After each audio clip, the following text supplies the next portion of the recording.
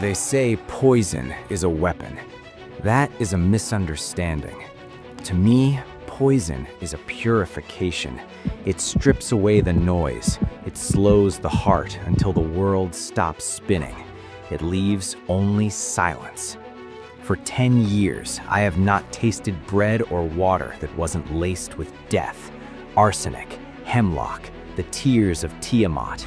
I am no longer a man. I am a vessel, a beautiful hollow jar filled with toxicity. Drink it, pretty boy, or I'll have them pour it down your throat. King Nebuchadnezzar, a mountain of sweating flesh and purple silk, he sat on his throne, watching me with eyes buried in fat.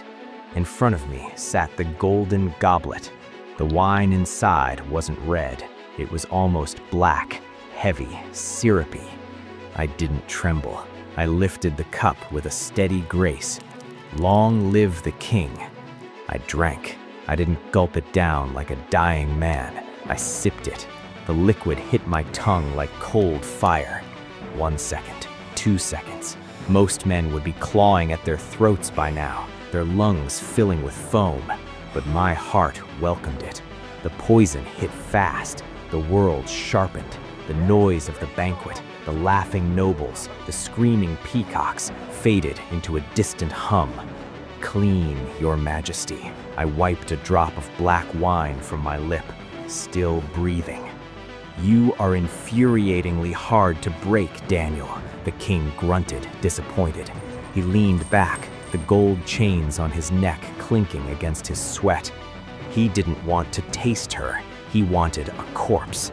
Fine, since you refuse to die, feed the leftovers to the widow. She's been quiet today, too quiet. The guards dragged me down, past the dungeons, past the torture chambers, deep into the royal vault. This wasn't a prison. It was a treasure room, mountains of gold coins, emeralds and ruby necklaces piled high to the ceiling. But the air here was freezing. Click, click, click. It wasn't a heavy sound. It was the delicate sound of jewelry tapping against stone. Leave him, the head guard spat, pushing me onto the pile of coins and locking the heavy iron door behind me. I was alone in the dark. Then, the mountain of gold shifted. She emerged from the coins like a corpse rising from a grave. She was a masterpiece of wrongness. Her upper body was a woman, pale as ivory, beautiful and naked. But she wasn't wearing jewelry. The jewelry was inside her. Gold coins were embedded into her skin like scales. A diamond necklace was fused to her collarbone. Her eyes were solid gold spheres, spinning softly in their sockets. And then the lower half followed. She didn't have legs. From her waist down, she blossomed into a nightmare. A massive spider abdomen, smooth and shiny as polished obsidian, plated in thick sheets of gold armor. 8 massive razor-sharp legs, made entirely of solid gold, unfolded from her body. The Gilded Widow, the king's favorite pet. She towered over me.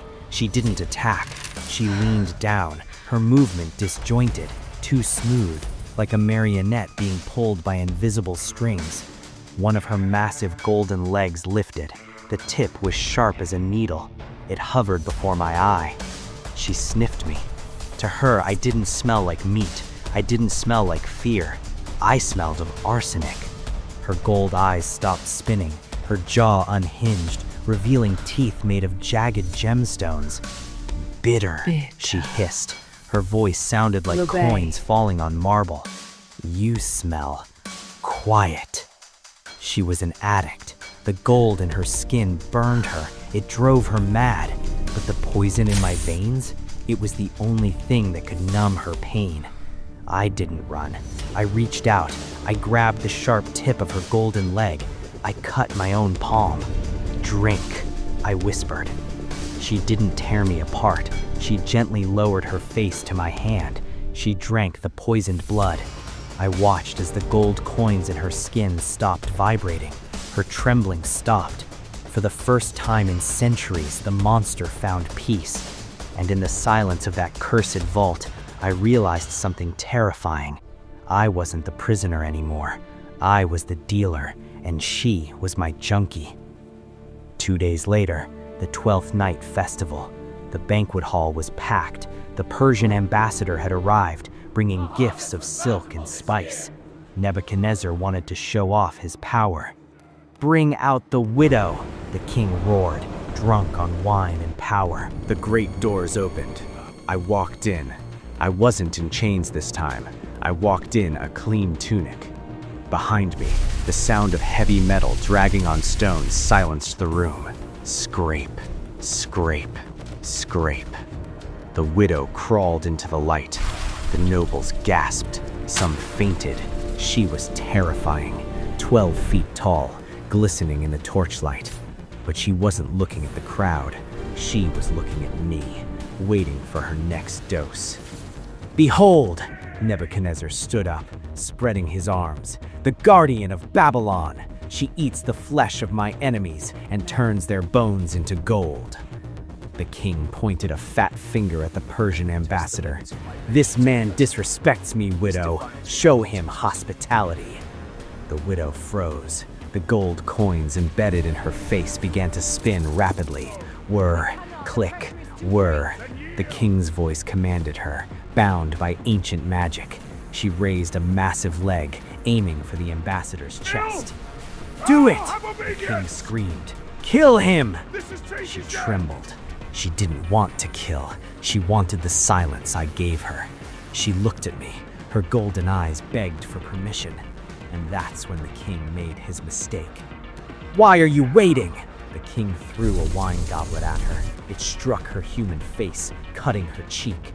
"Stupid beast! Obey me, or I will melt you down into coins." The silence in the room broke. I stepped forward. I didn't look at the ambassador. I looked at the king. "She is not a beast, Your Majesty," I said softly. The king laughed. "She is whatever I say she is. I own her." I smiled, a cold, poisonous smile. "No, you just rented her." I looked at the widow. I nodded. "Feed." It happened in a heartbeat. The widow didn't strike the ambassador. She spun around. With a screech that shattered the glass windows of the palace, she leaped 50 feet across the room in a single bound. She landed directly on the banquet table in front of the king. Nebuchadnezzar didn't even have time to scream. 4 golden legs pinned his arms and legs to the throne. He stared up at her, paralyzed by absolute terror. "No," he wheezed. "I am the king. I have the amulet." The widow leaned down. Her human face was inches from his. She didn't bite him. She vomited. A stream of molten gold, boiling liquid metal poured from her mouth directly into the king's open, screaming mouth. It poured down his throat. It filled his stomach. It burned through his veins. The king thrashed, his eyes turning white as the gold cooked him from the inside out. Smoke rose from his pores. Within seconds, he stopped moving. He sat on his throne, frozen forever, a statue of flesh and gold, his face locked in an eternal scream of greed. The nobles screamed and ran. The guards dropped their spears. The widow turned to them. She hissed, raising her legs to slaughter them all. "Sit." My voice cut through the chaos. The widow stopped. She turned to me, shivering, the rage fading, replaced by the itch, the need for the poison. She crawled back to me, shrinking down, curling her massive legs until she was just a girl sitting at my feet. She rested her terrifying golden head on my knee. The sun rose over Babylon. The palace was quiet. The bodies had been cleared. The Persian ambassador had fled back to his country with a story about a demon king. I sat on the steps of the throne. I didn't sit on the throne. That seat was still occupied by the golden corpse of Nebuchadnezzar. I kept him there, a reminder. I looked at my hand. I pulled out a small vial of hemlock. I poured a drop onto my finger. The widow, hiding in the shadows of the pillars, skittered forward. She licked the poison from my hand, purring like a giant metallic cat. They say power corrupts, but I don't want power. I just want silence.